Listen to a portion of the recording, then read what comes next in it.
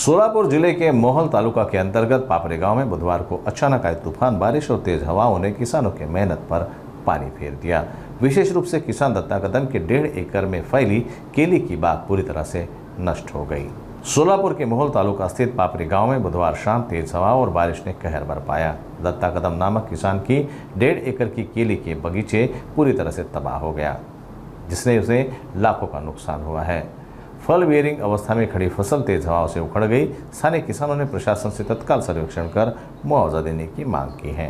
दत्तात्रय विठोबा कदम, पापरी, तालुका मोहोळ, जिल्हा सोलापूर, गट number 553, 1.5 acre केळी 80 आणि केळी जैनच्या त्या केळीची रोपं 25 रुपयाला एक रोप असं करून 2200 रोपं आणली ती टोटल त्यांचं खर्च झालता एक 55,000 आणि केळी आतापर्यंत 10 महिने सांभाळायला कमीत कमी 1.25 ते 1.5 लाख रुपये माझे गेलेत आणि सगळा खर्च टोटली 2.25 लाख झालेला आहे।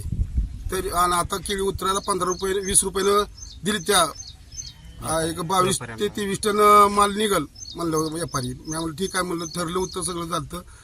अवकाळी पाऊस आल्यामुळं अचानक चक्रीवादळ झाल्यामुळं माझी भुईसपाट पूर्ण झाले। आता तरी मला शासनाने काहीतरी माझा निर्णय घ्यावा योग्यतेने। आणि किती लाखाचं नुकसान झालं?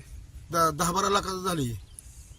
बागेसाठी आधी पहिलं खत घातला होता, शेणखत घातले जवळजवळ 20-25 बॅगा खताच्या, परत दुसरं शेणखत गाय खर्च लय आहे।